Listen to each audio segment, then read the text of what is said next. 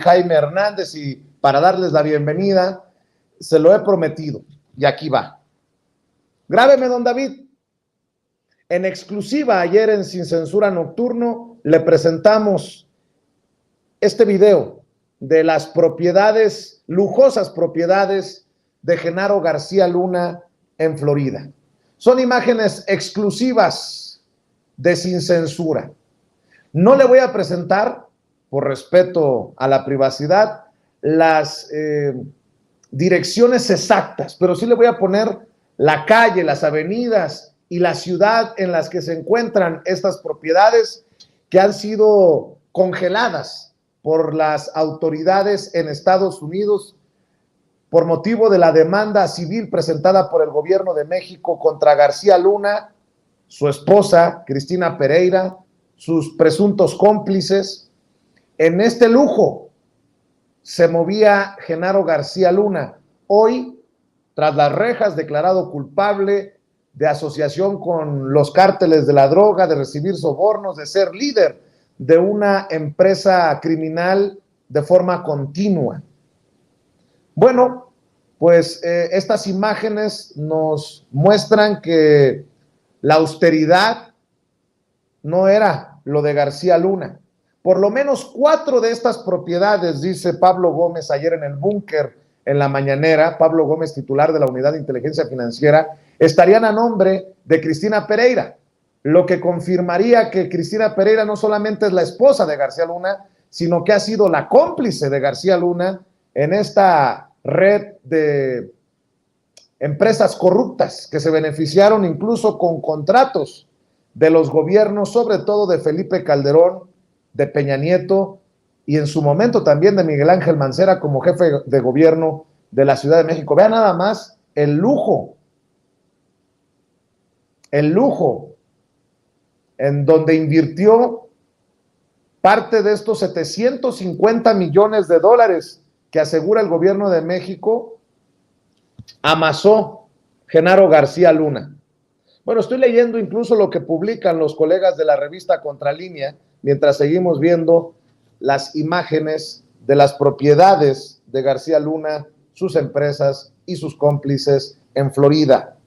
De los 30 contratos por 745,879,384 dólares con 78 centavos asignados a Numvad Inc., Numvad Technologies Inc., Nice System Ltd. Y GLAC, que por cierto eran o son las iniciales de Genaro García Luna, el 42.5% de estos contratos, o sea, casi la mitad de este dinero, 745 millones de dólares, se adjudicó con Felipe Calderón.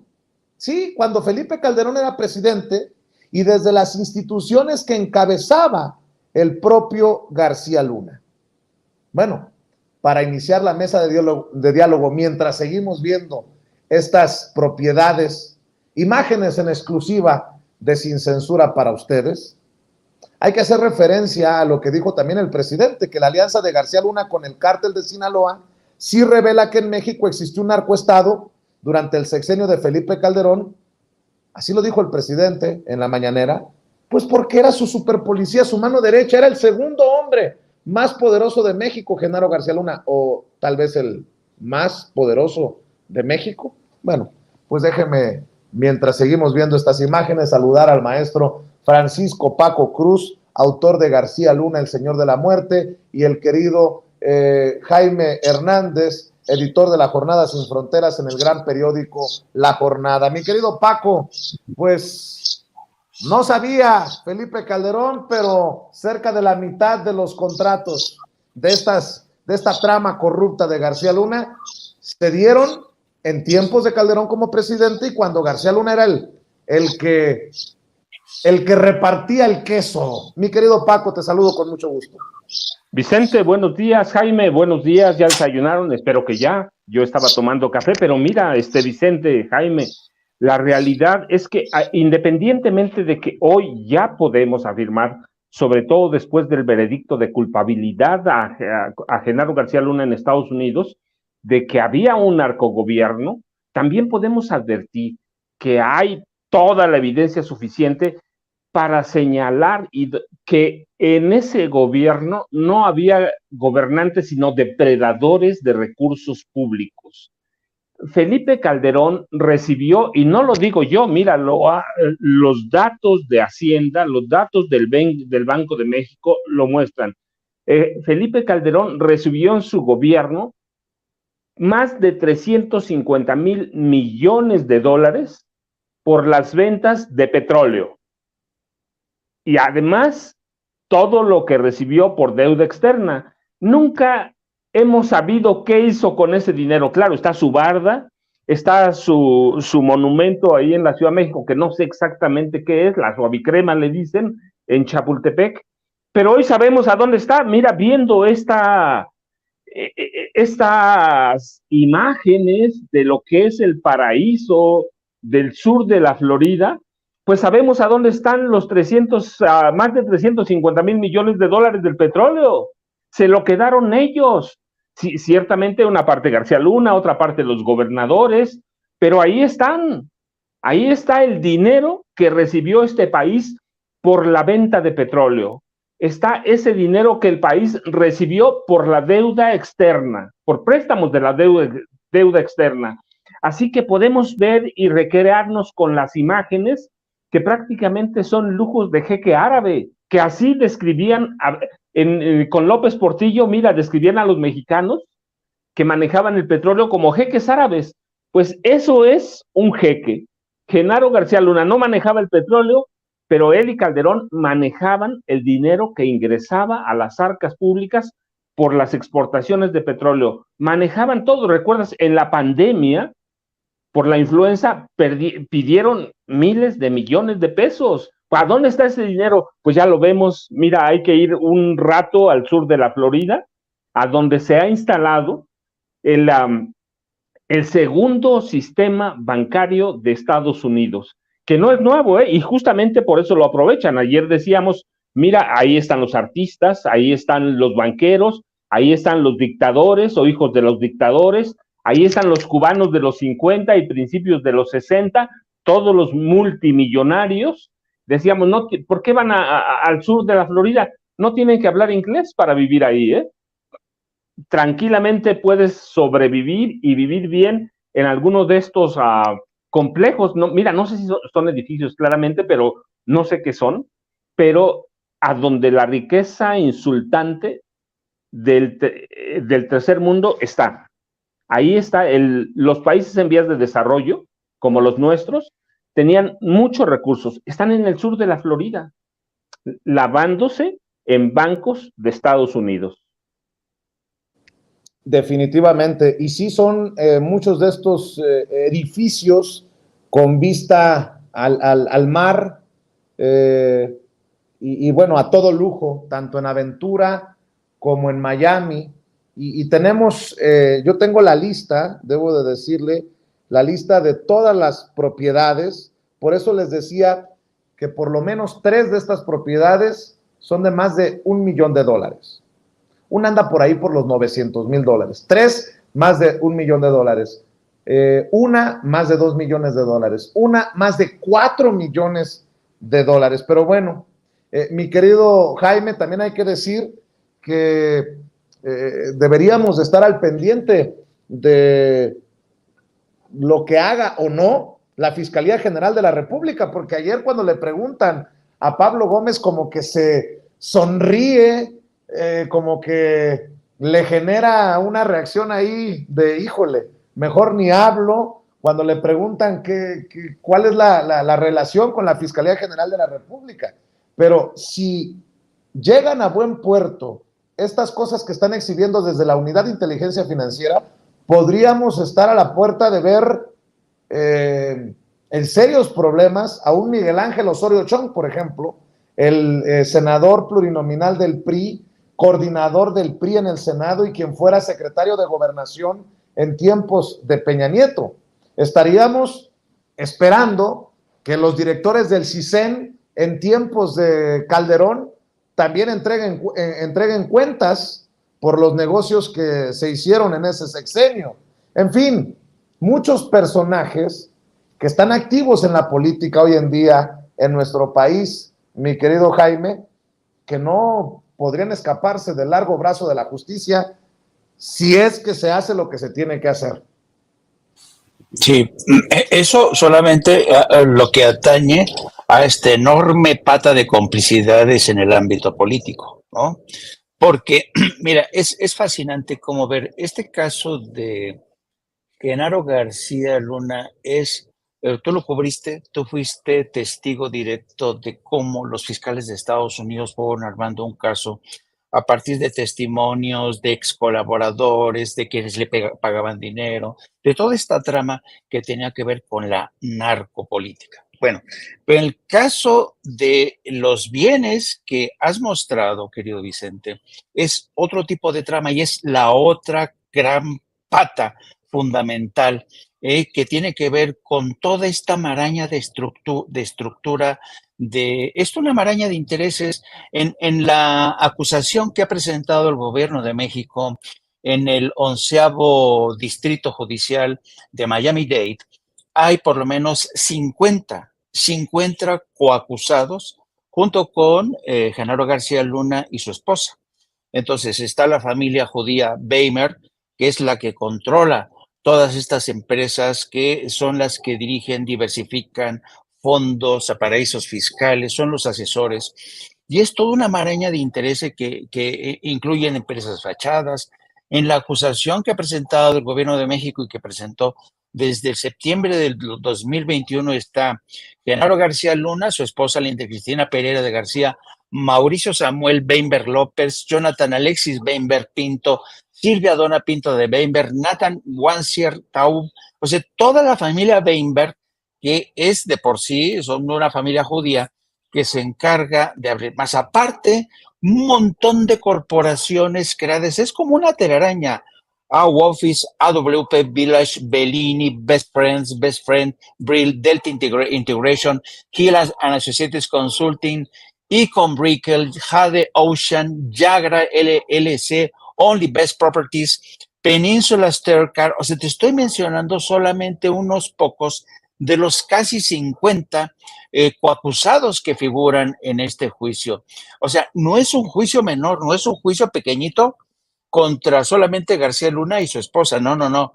Es un juicio de los más complejos que implican a un montón de tapaderas, de estructuras que sirvieron para desviar fondos a paraísos fiscales, comprar propiedades. Y esta estructura no es que naciera de la noche a la mañana, es una estructura que ya estaba en Miami porque, como recordaba Paco, ahí han ido a refugiarse gente con mucho dinero, hijos de dictadores, golpistas, expresidentes, todo. Se llevan su dinero, los entregan a estos señores que manejan estos recursos, los distraen, los manejan, los desvían y aparecen reconvertidos en lujosos rascacielos, en mansiones, y es así como protegen sus bienes, su riqueza a mala vida.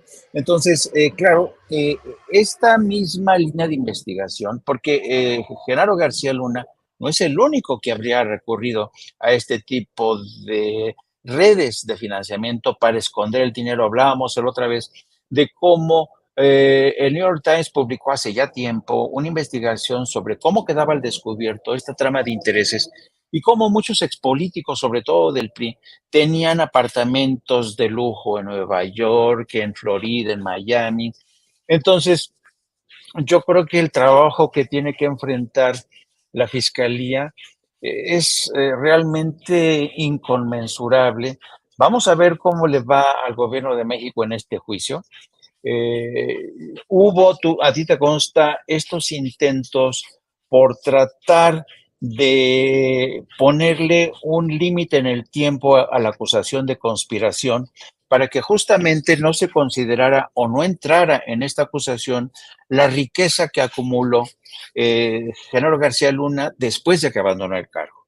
Claro, porque aquí hay muchos intereses en juego.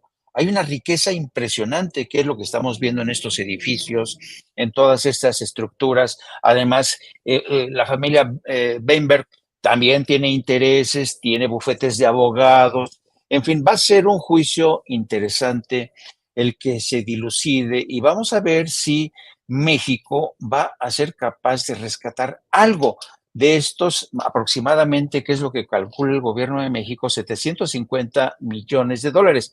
Pero yo anticipo desde ya, querido Vicente, querido Paco, que esta va a ser una batalla de batallas, porque aquí estamos hablando de una batalla contra una maraña de intereses que tienen abogados, especialistas, porque Miami, Florida, se ha convertido en una especie de santuario.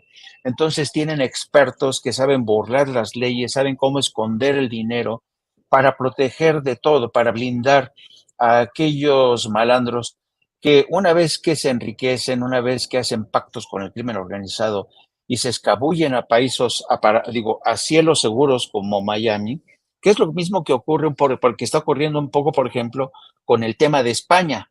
España ya también aprendió. Hemos visto cómo España ahora es refugio de los dineros de Enrique Peña Nieto, ¿no? Cómo Enrique Peña Nieto ha invertido ahí, de Juan Collado. Juan Collado, el abogado por excelencia de los poderosos, ricos y poderosos en el sistema político mexicano, también como ya aprendieron, y también Israel va por las mismas. Hemos hablado del caso de Tomás Herón también, cómo ya se trasladó con todo y su dinero a Israel, y por eso lo tratan también a Tomás Herón, ya está a punto de conseguir su ciudadanía, y mientras la petición de extradición del gobierno de México se encuentra en punto muerto. Así es que va a ser un juicio fascinante, querido Vicente, fascinante. Así es, y mientras estamos ante este juicio fascinante que tú defines, mi querido Jaime, pues está el presidente en medio de este jaloneo con los republicanos que, ojo, podrían ganar la presidencia ante un Joe Biden muy mermado en el próximo proceso electoral. Y bueno, hay que decir también que ayer en la reunión con la enviada de la Casa Blanca se habló de una estrategia conjunta para enfrentar el tema del fentanilo, pero el presidente sí habló del respeto a nuestra soberanía, a nuestra independencia, y bueno, también ya anunció que precisamente el secretario de Relaciones Exteriores, Marcelo Ebrard, sostendrá una reunión con los cónsules y embajadores para hacerle frente a estas campañitas de vamos a mandar soldados a invadir México para rescatar a los mexicanos del narco. Mi querido Paco, ¿cómo ves esta tensión, no hacia el gobierno de Joe Biden, porque creo que ha sido claro el presidente, sino a estos republicanos y que históricamente han hablado de esto, de la militarización de la frontera, de la mano dura con México, pero que, insisto, podrían regresar a la presidencia, podrían regresar al poder, entendiendo que Joe Biden está pues no tan sólido, de acuerdo a las encuestas, mi querido Paco, viendo a futuro, ¿no? Por eso ayer yo le gritaba al presidente, gritar es un decir, sin micrófono, que si también iba a ir con todo, a pesar de que Donald Trump fuera el candidato de los republicanos, y entendiendo lo que ha dicho el presidente de Donald Trump, cuando coincidieron Donald Trump como presidente de Estados Unidos y López Obrador de México, y dice con quien sea y contra quien sea. Así que, mi querido Paco, escucho tus comentarios en un tema que creo que es muchísimo más profundo que estos dislates politiqueros de los republicanos.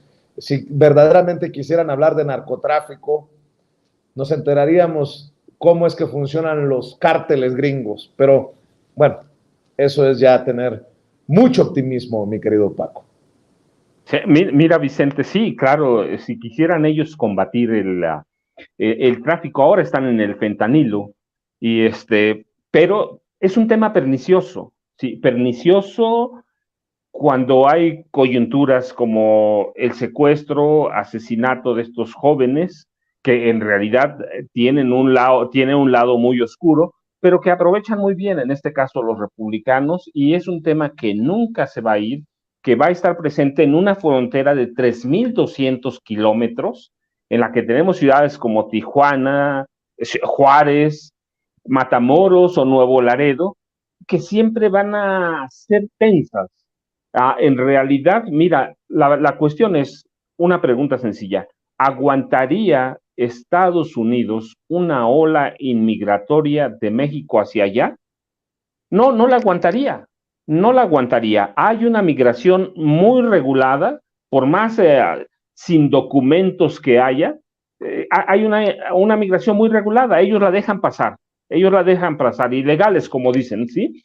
Ellos la dejan pasar porque hay una demanda. Pero imagínate una incursión, o imaginen ustedes una incursión de Fuerzas Armadas de Estados Unidos, como la pongan, como en Afganistán o como en Colombia, una incursión.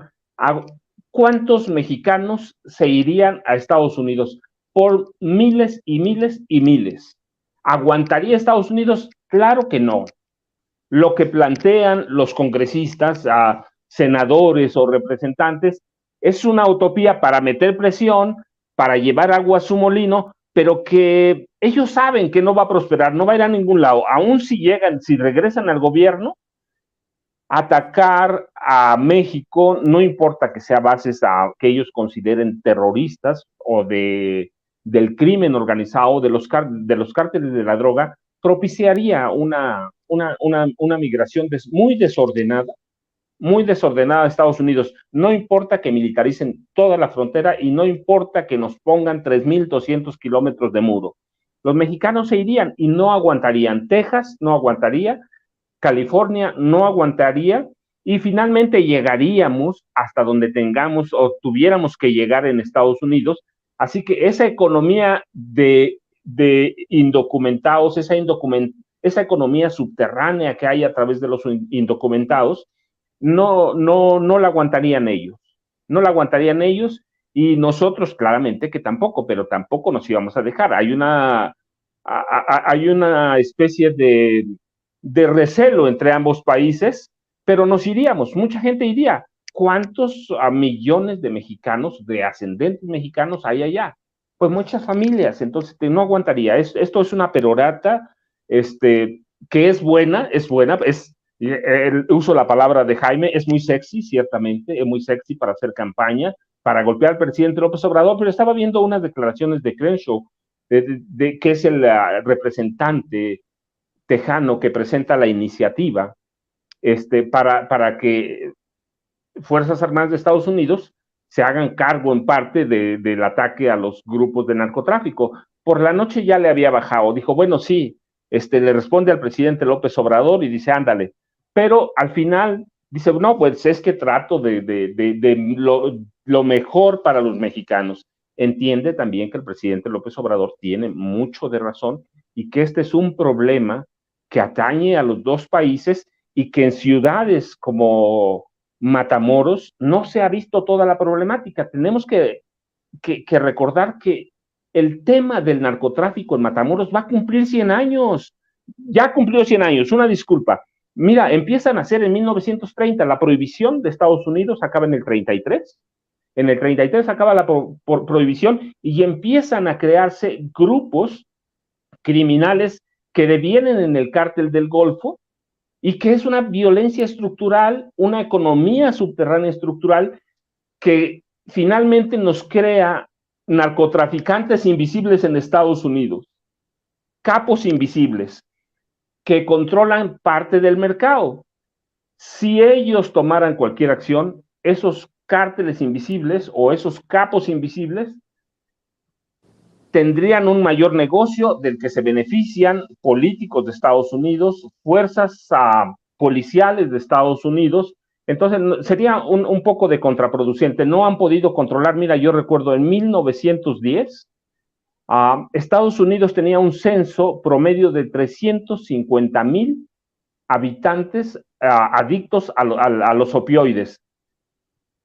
No lo han controlado desde entonces. ¿Cómo lo van a controlar en estos momentos cuando no han hecho nada? Mira, el tráfico de drogas de diseño, que es lo que es el fentanilo, el tráfico de drogas de diseño lo podemos rastrear en México al gobierno de Ernesto Zedillo, con la familia de la esposa de Ernesto Zedillo. En parte el general Jesús Gutiérrez Rebollo es encarcelado por eso, porque denuncia a la familia de la esposa del presidente Zedillo, que se dedica al tráfico de metanfetaminas, que no son otra cosa que drogas de diseño. Desde entonces no lo han controlado, ha crecido. En parte el cártel de Colima da pie a lo que es el cártel de Jalisco Nueva Generación que crea Felipe Calderón con García Luna, lo crean y no han podido porque no quieren, porque es un jugoso negocio también para Estados Unidos. Entonces, yo quiero ver verdaderamente ya en los hechos que llegar a gobernar, que regresar el Partido Republicano con Donald Trump, que es un tipo agresivo, que es un tipo violento. Quiero ver si aguantarían. No aguantarían una migración masiva de mexicanos a Estados Unidos si esta tuviera como base ataques de fuerzas de Estados Unidos a cuarteles o sitios de operación de cárteles mexicanos, Vicente y Jaime. Así es, mi querido Jaime, ¿cómo ves tú esto que anuncia el presidente de la reunión, la guía que daría el secretario de Relaciones Exteriores, el canciller Marcelo Ebrard, a cónsules y embajadores? De hecho, el mensaje es fuerte del presidente. ¿Qué se creen estos mequetrefes, prepotentes e intervencionistas en referencia a los republicanos? Y pues sí, estaba pensando lo mismo, porque veía este tuit de Dan Crenshaw, el representante de Texas, que decía, ayer, ¿no? Fue ayer, el presidente de México dijo hoy que va a hacer una campaña contra mí, contra cualquiera que tenga como objetivo a los cárteles. Déjate venir, dice. Contrólate. Más bien deberías estar haciendo una campaña contra los cárteles que están asesinando a tu propia gente, no contra los estadounidenses que quieren ayudar a erradicarlos. Vamos a ver y escuchar al presidente cuando se refiere de mequetrefes a personajes como el hijo de Catalina Krill. ¿Qué se creen estos mequetrefes?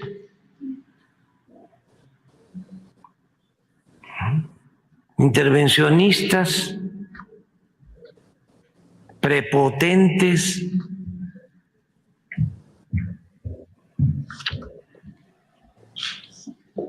A México se le respeta. No, eso está muy claro. Nosotros ya no aceptamos como en la época de Calderón.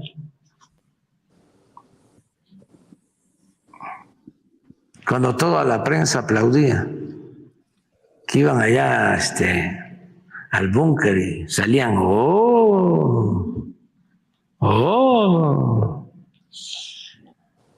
Y en la época de Calderón, fíjense, se hicieron acuerdos con el gobierno de Estados Unidos para meter armas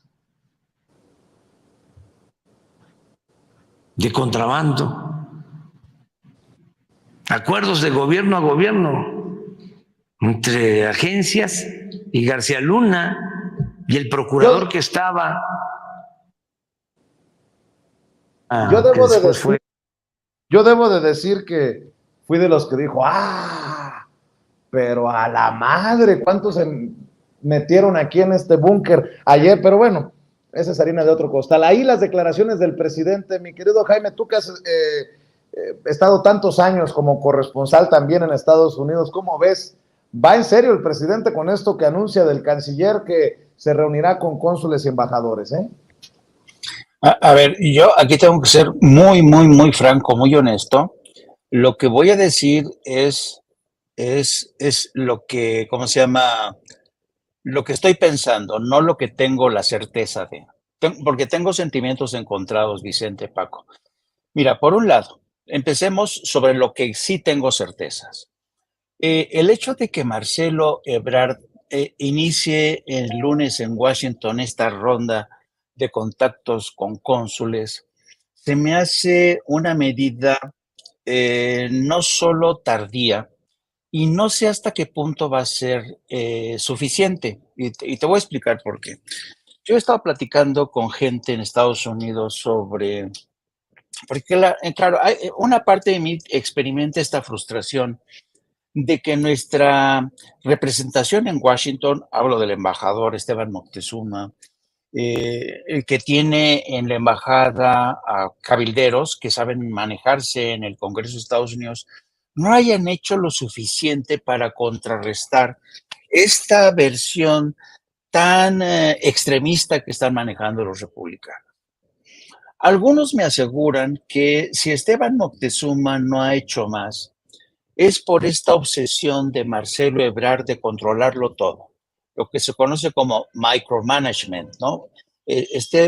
Marcelo Ebrard quiere controlar todo, quiere estar controlando todo, y recorta en cierta medida las posibilidades de gente que podrían estar haciendo cabildeo.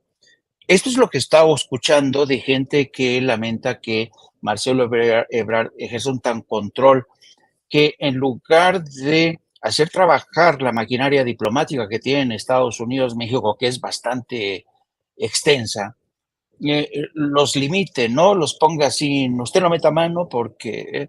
entonces, hay algo de eso, hay algo de eso. Por eso digo que no estoy seguro si esta reunión con los cónsules sea una solución que resuelva todo el problema, porque llega demasiado tarde, porque los cónsules necesitan reunirse en Washington para que se les diga lo que ya saben, que México está haciendo todo lo que tiene que hacer en materia de lucha contra el fentanilo.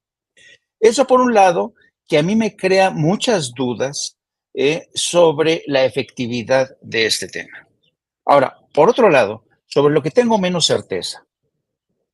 Yo no estoy tan seguro que el presidente haga bien en engancharse con este tipo de republicanos que realmente no tienen un peso específico, no tienen gravitas, no pesan suficiente dentro del Partido Republicano, con la excepción, por ejemplo, de Lindsey Graham, ¿no? Entonces, yo no estoy tan seguro de que el presidente esté bien, haga bien en subir al ring a este mequetrefe como el señor Crenshaw, que se burla del presidente, ¿no? Y lo que es más, estoy seguro que Crenshaw está feliz de que por primera vez alguien lo pela, un presidente de México, ¿no? Por eso se ríe, está feliz de que alguien lo esté tomando en cuenta, porque en el Congreso de Estados Unidos, la verdad es que pues no figura, no brilla mucho, ¿no? En estricto sentido, sí que es un mequetrefe. Pero, ¿quién soy yo para decirle al presidente, que tiene mucho mayor sabiduría que yo, para saber si esto también es bueno? Porque a lo mejor el presidente está pensando no solamente en el discurso que le viene bien en el terreno doméstico, sino que también está pensando en el terreno que está más allá del río Bravo. Por eso digo que a lo mejor este tema es el que me causa más dudas, pero Andrés Manuel siempre ha demostrado que es un político avesado, con un colmillo que le arrastra. Así es que yo prefiero mostrarme así, cauto, no estar seguro de si el presidente está haciendo bien o está haciendo mal. Ahora, por otro lado, y esta es quizá una de las partes que a mí se me hacen más interesantes y más fascinantes y que yo no había visto en otros tiempos, fíjate bien. Hablábamos el otro día de cómo Arturo Sarucán, que es el que se ha aliado con el cabildeo de Estados Unidos y medio para pegarnos desde a través de él, ha festejado que Andrés Manuel López Obrador haya perdido la batalla de la narrativa en el extranjero, con medios como The New York Times, con medios como The Wall Street Journal, The Washington Post, The Guardian, ¿no? Es cierto, en cierto sentido, el gobierno de México ha perdido la narrativa en el extranjero. No así en el ámbito doméstico, donde a pesar de estar enfrentado a estos colosos corporativos mediáticos, que hoy vimos un lance de esta mujer que trató, sabes, de lanzarle puros buscapiés, aún así no han podido con Andrés Manuel. Pero aquí viene la parte interesante desde mi punto de vista. A pesar de que el presidente pudo ya haber perdido la narrativa en el extranjero, es el primer presidente que puede influir en un ciclo electoral fuera de México. Me refiero a los paisanos en Estados Unidos. Eso no había ocurrido nunca antes. ¿Por qué? Porque a pesar de que ha perdido la narrativa en medios corporativos de Estados Unidos, la mañanera es un fenómeno global. La mañanera es vista por cientos, por miles de paisanos que están en Estados Unidos todos los días. Y los paisanos que no leen el New York Times, ni el Washington Post, ni nada, escuchan la mañanera y están informados, mejor informados de lo que está pasando en su país. Entonces, esta es la enorme ventaja que tiene Andrés Manuel López Obrador, que yo no he visto en otro sexenio. Es un presidente que, a pesar de tener a medios corporativos dentro y fuera del país, es capaz de ganarle el pulso claramente en el frente doméstico y en el internacional, a pesar de que no les gane el pulso de todas maneras, es capaz de incidir en la conciencia de paisanos que están en Estados Unidos. No sé si me hice el análisis bastante claro o complejo, espero que se haya entendido, pero creo que este tipo de lo que está haciendo Andrés Manuel y la 4T, por eso a mí se me hace en términos de comunicación, de política, tan fascinante, porque esto yo no lo había visto nunca en ningún otro país, Vicente, Paco. Y fíjate que súmale el empoderamiento, no sé si esté manejado correctamente la expresión, pero la motivación que ha generado el presidente Andrés Manuel López Obrador para que participen los paisanos desde Estados Unidos, también, no solamente con la remesa, sino también en el ámbito político. Y si no lo tumba la Suprema Corte de Justicia de la Nación, el plan B de reforma electoral, esperemos a llevarnos una sorpresa también con la participación de los paisanos hacia México en el 2024, Jaime. Así es, así es. Yo creo que esto es fascinante, por eso yo estoy observando, me genera muchas dudas, pero con López Obrador, que es un animal político, como yo no, yo en mi vida como periodista he conocido a animales políticos que tú dices, no, estos dejan una huella. ¿Por qué? Porque son agentes del cambio. Y pocas veces uno como periodista tiene la oportunidad de conocer a un agente del cambio. Lo conocí, por ejemplo, en México, pues ¿quién? Solo hasta López Obrador, como agente de cambio, ¿no? Que es capaz de conquistar la mente y el corazón de millones, ¿no? En su momento, Barack Obama, ¿te acuerdas cuando es un triunfo fabuloso que se vendía como agente del cambio y que logró conquistar a muchos ciudadanos de Estados Unidos? Al final, después, con muchos tropiezos, decepcionó, ¿no? Pero también levantó muchas, y hasta la fecha hay ciertos sectores del Partido Demócrata que consideran a Barack Obama como realmente un agente del cambio, como un político de altura. Pero yo en México, francamente, desde Lázaro Cárdenas, no había visto un político de este talante, de este peso específico, con este gravitas, ¿no?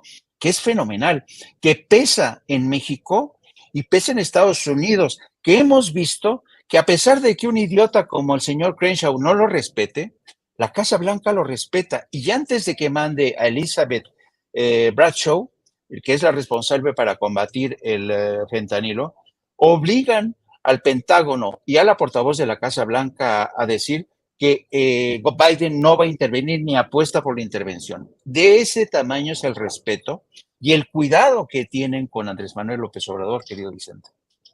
Así es, y para cerrar, tal vez como ya se está haciendo una tradición en esta mesa de maestros, ¿por qué no una reflexión, mi querido Paco, mi querido Jaime, para cerrar en esta última ronda, sobre el presidente y los medios? Porque hoy el presidente Andrés Manuel López Obrador demuestra, a pesar de que digan lo que digan, algunos obviamente, ¿no? Los Warkentin, los Risco, los que se creen formar parte de esta élite del periodismo mexicano, están saliendo a disque respaldar a Nayeli Roldán, la corresponsal de Animal Político, por lo ocurrido en la mañanera. Pero lo que no dicen estos personajes es que hoy sí los corresponsales, seamos afines al proceso de transformación o no, seamos catalogados como paleros o no, tenemos la libertad de pararnos ahí y que en el caso mío el presidente me diga, ahórrate el golpe, o que se lleven una tunda como la de hoy, ¿no? El presidente, híjole, hizo fuertes declaraciones sobre la revista Proceso, sobre Carmen Aristegui, sobre Animal Político. Ayer mostraban en el búnker la fotografía de Joaquín López Dóriga, de Carlos Loret de Mola y de Carlos Marín, muy amistosos con García Luna. Y no es la primera vez que el presidente abre la posibilidad de ser confrontado, ¿no? A algunos no les gusta lo que responde el presidente, pero de que existe la libertad de pararse y preguntarle lo que uno considere al presidente Andrés Manuel López Obrador, eso que ni qué. De hecho, me llama mucho la atención, y nada más para dejarlos y escuchar sus reflexiones, me llama mucho la atención que Nayeli Roldán, déjame ver si encuentro el tuit que acabo de leer de Nayeli Roldán, aquí está, me llama mucho la atención que haya escrito antes de la mañanera, vamos de nuez, estoy en primera fila, primer asiento y de amarillo, creo que sí tendría que verme, ¿no? Echen buenas vibras, este es el tema que queremos preguntarle, sobre un supuesto ejército espía, sobre un espionaje desde el ejército. Y luego escribe burlándose, la periodista seria, así su espacio de rendición de cuentas, está hablando de béisbol. Y en ese espacio en el que empezó a hablar de béisbol el presidente, también se le dio su oportunidad a ella de exponer. Bueno, hace unos minutos escribió, el CEL no ha tenido tregua desde la mañana, siguen y siguen llegando notificaciones, prometo leerlas y responderles en el transcurso del día, también a los de WhatsApp. Por lo pronto, muchísimas gracias por sus mensajes de apoyo al periodismo que hacemos, que es para ustedes, dice Nayeli Roldán.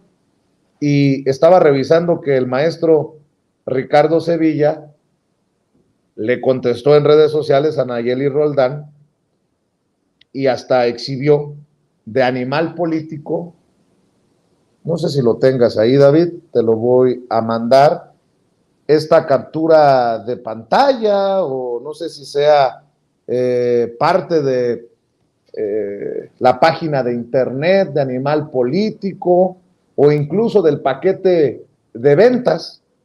Fíjese nada más, contenidos comerciales, nota patrocinada, 68,500 pesos. Nota con contenido original, 110,000 pesos. Infografía, 200,000 pesos. Videoedición, 250,000 pesos. Videoproducción original, 350,000 pesos. Acciones especiales y fuera de Ciudad de México se cotizan por cada evento. Precios no incluyen IVA. Esto del Media Kit, aquí lo acabo de confirmar, del paquete de ventas de Grupo Editorial Criterio de Animal Político del año pasado, 2022. No, pues yo pregunto si estas notas del ejército que supuestamente espía en tiempos de López Obrador, creo que es una duda razonable. Si es nota pagada, como estas coberturas que ofrecen en el Media Kit, o es una investigación honesta, desde el periodismo per se, ¿no? O sea, que no hay dinero de por medio. Pregunto nada más, pero creo que esto nos lleva a la reflexión y se los pregunto a ustedes que tienen larga carrera, larga trayectoria. ¿Cómo ven a este presidente que no se queda callado? ¿Y cómo ven a este periodismo que dice que no sirve la mañanera, pero van a la mañanera a tratar de enredar al presidente? Bueno, son mis opiniones. Ahora las más importantes, las de ustedes. ¿Con qué cierras, mi querido Paco Cruz? Mira, yo tengo una corta, no tan corta, pero muy corta. El presidente, cuando abre eso y les dice, no, de una vez lo vemos, tiene una herramienta con la que antes no contaban los presidentes, aunque la tenían. El presidente empezó a hablar de millones y millones y millones, tal revista, tal persona, todos periodistas, todos medios de periodísticos, millones y millones, y eso ya debe callar a cualquiera. Mira, cuando uno recibe un peso por cuestiones informativas, mejor se calla la boca. ¿Sí? La corrupción no son 100 millones o 20 millones. Si uno recibe un peso de un gobierno, mejor se calla la boca. El problema en este país con el periodismo es que estuvo acostumbrado a vivir del dinero público y se acostumbró a que nadie le reclamaba. Mira, yo me pregunto, ¿y por qué no nos van a reclamar? Cuando yo escribo un libro y lo termino, tengo un grupo de abogados que lo revisa, de veras. Cada línea que escribo la revisa un abogado. Primero, para que lo que digo esté sustentado.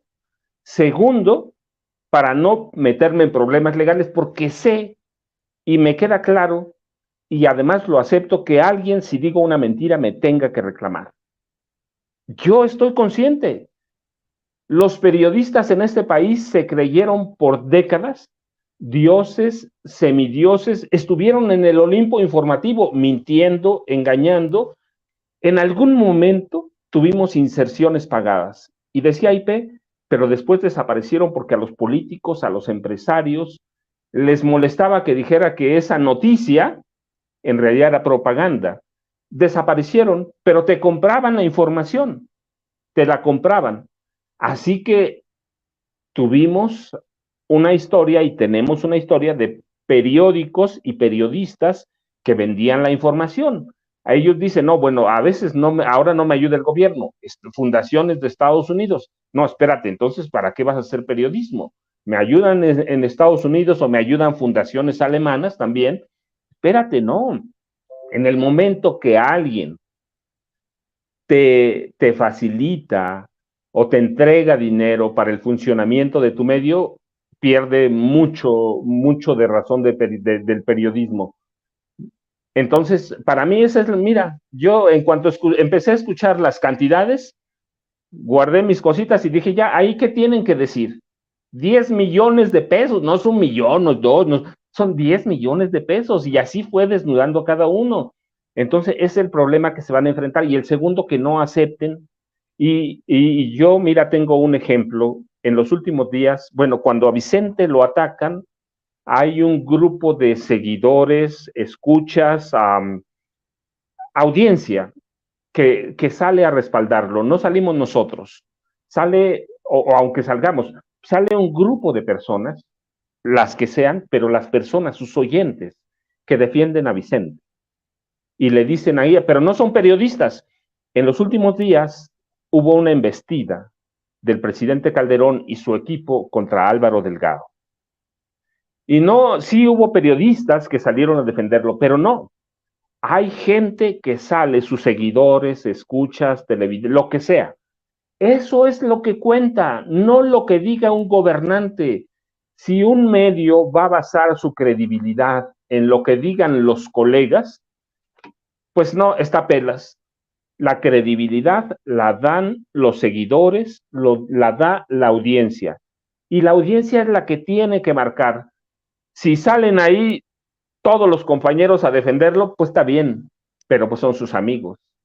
Lo que cuenta son las audiencias. Uno trabaja para ellas, uno escribe para ellas y uno informa para ellas. Entonces yo tengo esos ejemplos y digo, en eso nos debemos ver. Si nos reclama el presidente, si nos reclama un gobernador, si nos reclama un empresario, pues qué bueno, pues que reclamen o que digan, la credibilidad me la dan afuera, pero ya si basas tu credibilidad en otra cosa, y te digo, si recibiste un peso, ahí mejor quedarse callado.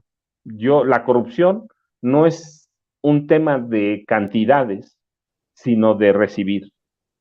Es como el robo. La intención cuenta, y si vendiste una nota por un peso, pues ya es tu problema, pero entonces eres parte de la prensa vendida, punto. De hecho, hay un video un extracto de lo que ocurre en la mañanera. Es el video número 12, David, en donde el presidente discrepa abiertamente con la corresponsal de Animal Político, Nayeli Roldán. Y bueno, pues nada más recordar a la gente que nos ve que el periodismo sirve a los ciudadanos y que nosotros publicamos pruebas. No, el periodismo sirve a los ciudadanos cuando es profesional, objetivo, cuando está cerca de la gente y distante del poder. Y el periodismo de ustedes no está cerca del pueblo. Ustedes están al servicio de la oligarquía, de los que se sentían dueños de México, de los que se dedicaron a saquear a México y quieren regresar por sus fuerzos.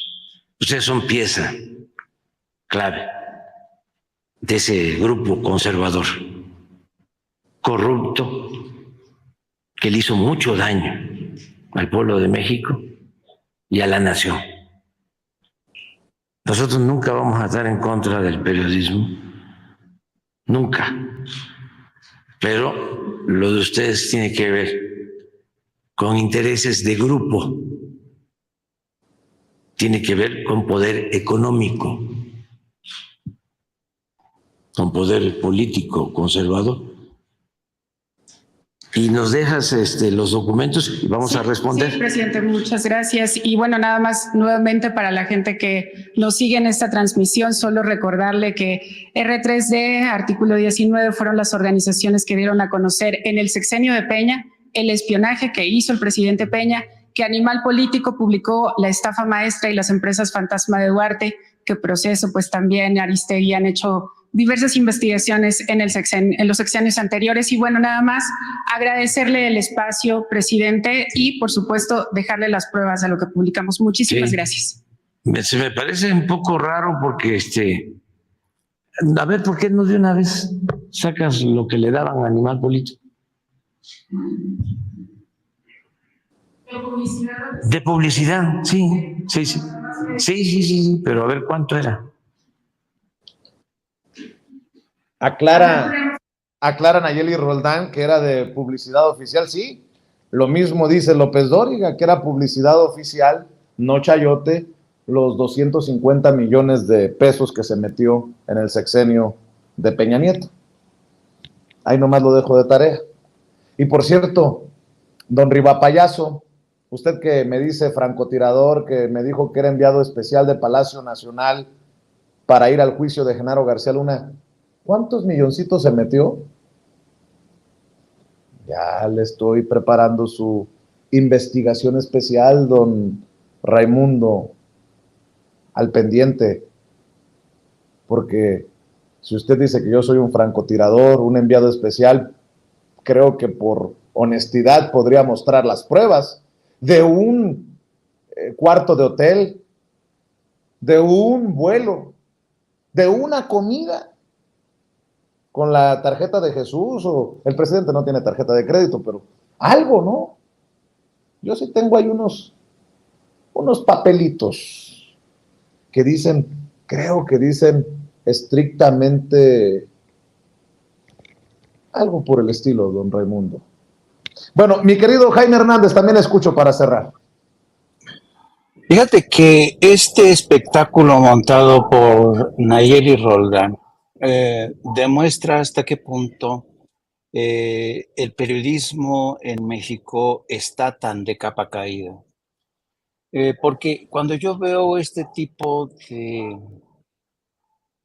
de desfiguros, no tengo otra manera de manejarlo. Yo creo que uno de los grandes responsables de que el periodismo se haya perdido de esta manera, para mí, la escuela de Reforma, la escuela que dejó tras de sí Reforma, y periodistas también como Jorge Ramos, yo creo que Jorge Ramos es el responsable de este tipo de periodismo en donde el periodista se convierte en protagonista, pero protagonista al estilo de un reality show, ¿no? Entonces, aquí Mira, fíjate, como aquí Jorge Ramos dice, gran trabajo de Nayeli Rural. Pues claro, es como si hubiera sido, ¿sabes?, su pupila. Yo no creo en este tipo de periodismo, ¿sabes por qué? Porque a mí me enseñaron en la vieja escuela del periodismo, que también estoy seguro que es la escuela que practicó el maestro Paco Cruz.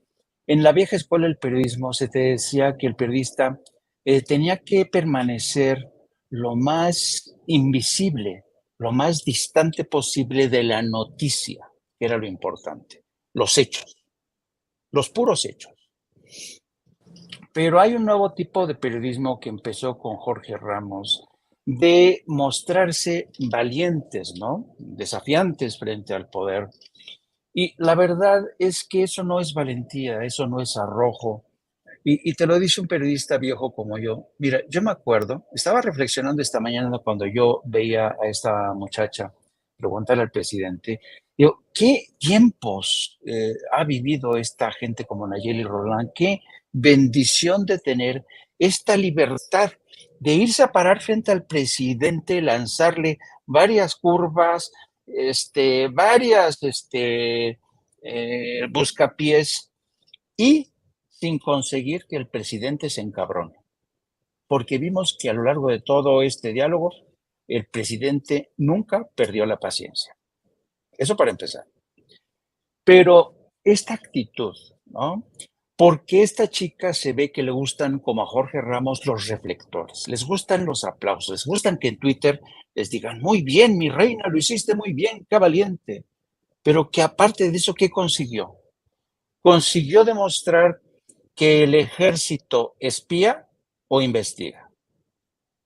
¿Te acuerdas, Vicente, que ayer cuando analizábamos la nota del New York Times sobre Raimundo Ramos, una de tus primeras observaciones fue, lo que extraño aquí es que no haya aquí en el New York Times la nota, la mención a que Raimundo Ramos ha sido acusado de estar como colaborador del crimen organizado? Y no se menciona en el New York Times ni tampoco en Animal Político, que para mí hubiera sido la parte más honesta. No es que esté demostrado. Y el presidente dijo, presuntos vínculos de Raimundo Ramos con el crimen organizado. ¿Por qué no lo menciona el New York Times? ¿Por qué no lo menciona Animal Político? Esa es una falta grave en términos periodísticos. Eso es falta de ética y falta de profesionalismo, como señaló el presidente. Entonces, yo lo que creo, y a lo mejor estoy hablando desde mi propia perspectiva e historia, es que a esta Nayeli Roldán le falta mucho callo. ¿Qué quiero decir por callo? Experiencia, sobre todo experiencia de vida. Mira, te cuento una anécdota de cuando yo era estudiante de secundaria. Yo todavía no sabía que me iba a convertir en un periodista. Yo iba a la secundaria, la misma secundaria que los hijos de Eberto Castillo, que fue uno de los grandes líderes del movimiento de izquierda. Un día, Javier Castillo, hijo de Eberto, me dice, oye Jaime, no le entiendo estas operaciones matemáticas, ¿me puedes echar la mano? ¿Me puedes dar clases? Y yo, pues como Javier y yo éramos amigos, digo, no me importa, pero tenemos que, te voy a dar clases para las 6 de la mañana. Antes no había internet ni nada de eso. Entonces, a las 6 de la mañana yo me apersonaba en la puerta de la casa de Javier para darle clases de matemáticas. Yo no sabía, era la primera vez que iba a la casa de Javier Castillo. Era una residencia hermosa, ¿no? Y yo pues era un estudiante más humilde, ¿no? Entonces toqué, dije, ¿a poco aquí vive Javier Castillo? ¡Wow! ¡Qué caserón! Entonces estaba tocando el timbre cuando en eso viene un Volkswagen a toda pastilla, manejado por Eberto Castillo. Detrás del coche de Eberto Castillo, un automóvil rechinando la llanta de judiciales. Se baja Eberto Castillo, eran las 6 de la mañana, y le grita a sus hijos, le grita a su mujer, y entonces los judiciales ya están a punto de agarrarlo. Eberto Castillo, como no le abren, salta a la verja, los judiciales lo agarran de los pies, la mujer y los hijos del otro lado jalan y rescatan a Eberto Castillo. Yo no entendía qué coño estaba pasando. Entonces, cuando ya se fueron los judiciales, me recibe Javier, oye, ¿quién es tu papá? No, pues es un líder político, se llama Alberto Castillo. Bueno, esos eran los tiempos, Vicente, Paco, en que los líderes de la oposición se perseguía, se les encarcelaba, a veces se les deportaba a Cuba. Yo como periodista, ya siendo periodista, ¿cuántas veces Gobernación ordenó cortarme la cabeza? Cuando era subdirector de Notimex, de Gobernación me ordenaron cortar la cabeza porque había dado una nota en los informativos de la radio y televisión, una unidad que yo creé, para dar la noticia de que había protestas en contra de la política económica del gobierno. Eso bastó para que Gobernación me cortara la cabeza. Quiero decir que yo soy hijo de mi tiempo y circunstancia. Me consta cómo se perseguía a líderes políticos, cómo se perseguía a periodistas, cómo se despedía a periodistas de medios de comunicación porque no aceptaban la censura, porque no decían lo que el PRI decía o lo del PAN. Entonces, fíjate, desde esta perspectiva, yo me he dejado muchos pelos en la gatera, después de todos esos años de represión, censura. Por eso yo me hice corresponsal en el extranjero, porque dije, el periodismo nacional no voy a poder jamás, y yo por eso me fui al extranjero. 30 años. Y hoy que regreso y veo a esta chica encarando al presidente con una libertad que nunca se había tenido en México, digo, qué chingón. Y al mismo tiempo digo, qué lástima de perder esta oportunidad para realmente ir en busca de la verdad y no sumarse a una campaña de desprestigio. Veíamos ayer lo que publica The New York Times, yendo por la misma línea que hoy siguen Animal Político, a Carmen Aristegui y Proceso. Entonces, es la ironía del destino, Vicente. Hoy que hay más libertades, hoy que tenemos los periodistas más libertades, es cuando más se está mintiendo. Hoy a mí se me hace increíble que la mentira sea más creíble que la verdad. Es que es de locos de verdad. Por eso yo dije en la mañana, le respondí a esta chica, le mandó en Twitter, digo, qué falta de respeto. ¿Cómo se le ocurre? ¿Cómo se atreve? Y repito, ¿cómo se atreve Nayeli Cortés a preguntarle a López Obrador, un hombre que ha sido espiado, perseguido, se le ha tratado de desaforar para tratar de obstaculizar su carrera política? ¿Cómo se atreve esta reportera a preguntarle, a pedirle que le explique diferencia entre investigación y espionaje? Digo, es como si tú le preguntaras a Martin Luther King, oiga, explíqueme, ¿qué es racismo? ¿No? ¿Es en serio? ¿Ese es el tipo de periodismo que vamos a practicar en México? Y vemos a Jorge Ramos aplaudiéndole. ¿Ese es el periodismo de hoy? Perdone, es que de verdad, esto es de locos, en serio. Esto es todo menos periodismo. A esto se le llama, ¿sabes cómo se le llama? Propaganda. Propaganda. Y llámenme loco, es decir, a mí no me importa estar en minoría, siempre he estado en minoría, pero yo no tolero a este tipo de mequetrefes que les gusta aparecer ante los reflectores, las cámaras de televisión, ella misma, aquí voy a preguntar, yo le voy a preguntar a través de su cuenta de Twitter. Imagínate, Vicente. O sea, yo la verdad es que no puedo, la verdad es que me rebasa este tipo de cosas. Y no sé, yo por eso insisto, hoy el periodismo en México vive una de sus peores etapas. Necesitamos más profesionalización, necesitamos realmente hacerle frente a un periodismo que se desvió desde hace un buen rato para ponerse al servicio, como bien decía López Obrador, y esta no es una frase hecha, no es una frase hueca, para ponerse al servicio de una oligarquía, que es la que controla los medios de comunicación corporativos.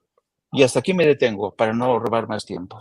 Mi querido Jaime, mi querido Paco, inspirados han estado el día de hoy y me declaro responsable por picar la cresta de dos maestros que creo que tienen mucho que compartir, mucho que decir. Mi querido Jaime, ya estás a cosa de una hora de iniciar tu programa. ¿Por qué no cerramos invitando a la gente a tu espacio en YouTube para que la gente te vea, te lea, te escuche también tus redes sociales y lo que publican en la jornada?